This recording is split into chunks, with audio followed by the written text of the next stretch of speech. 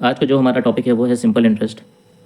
इस simple interest को जानने से पहले सबसे पहले मैं आपको एक नंबर का मल्टीप्लिकेशन बता देता हूँ। देखो 17 × 13, 17 × 13, यहाँ पे आपको एक दिखा दोनों में, तो यहाँ का बेस जो है आपको बेस क्या मान लेना है 10, 10 से कंपैरिजन करना है। और 10 में डिजिट कितनी आ रही है ज़ीरो की, तो आप कहोगे ज़ीरो एक बार आया है। इसका मतलब अगर मान लीजिए आपको मल्टीप्लिकेशन करने के बाद 2 डिजिट के नंबर मिलते हैं तो आपका वंस प्लेस वाला वो तो आपको एज इट इज़ लिखना है, और जो टेंस प्लेस पर आएगा उसको कैरी फॉरवर्ड कर देना है।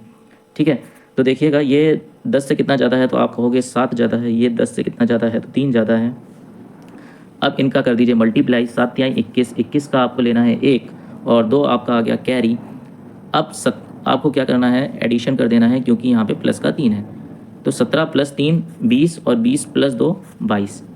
इसी तरीके से आप ये भी कर सकते हो 13 + 7 20 और 20 + 2 22, यानी 221। 221 जहाँ पे भी दिखे तो आप समझ जाना ये 17 और 13 का मल्टीप्लिकेशन है। ठीक है, अब मैं आपको सिंपल इंटरेस्ट का एक फॉर्मूला बता दूँ। यहाँ पे देखो, अगर सिंपल इंटरेस्ट के क्वेश्चन में आपको क्वेश्चन ये दे रखा हो कि जो सम है या फिर प्रिंसिपल है वो इक्वल है और अमाउंट भी इक्वल है, तो R1/R2 जो होता है वो T2/T1 के बराबर होता है। ये फॉर्मूला आपको याद रखना है। ठीक है, आइए इस फॉर्मूले पे two equal sum was lent on simple interest at 6% and 10% per annum respectively. The first sum was recovered 2 years later than the second sum.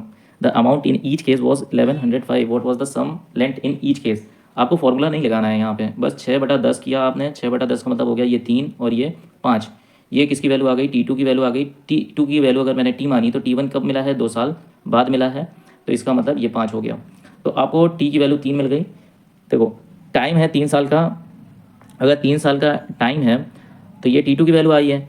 तो देखो 100 रुपये पर 10% का ब्याज, यानी 1 साल में 10 रुपये मिल रहा है तो 3 साल में कितना मिल जाएगा, 30 रुपये, यानी जो अमाउंट होगा वो 130 हो जाएगा।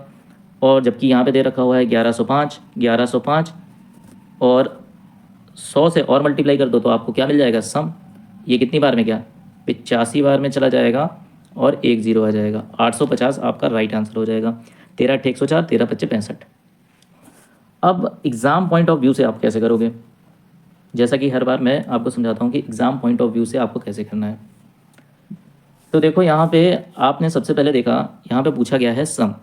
ठीक, अब यहाँ पे बोला गया है 1105। 1105 का मतलब क्या हुआ, 1105 आप अगर 5 से इसको डिवाइड करोगे तो ये कितना आएगा, 5 दूना 10, 5 दूना 10, 5 एकम 5। अभी मैंने आपको बताया 221 जो होता है वो 17 और 13 का मल्टीप्लिकेशन होता है। 17 और 13 और 5 तीनों ही प्राइम नंबर हैं। तो देखिए 17 का मल्टीपल इस ऑप्शन में चेक कर लीजिए, तो एक ही ऑप्शन दिख रहा है वो है 850। आपका राइट आंसर निकल के आ गया बिना सॉल्व किए। आपने वीडियो देखा, धन्यवाद।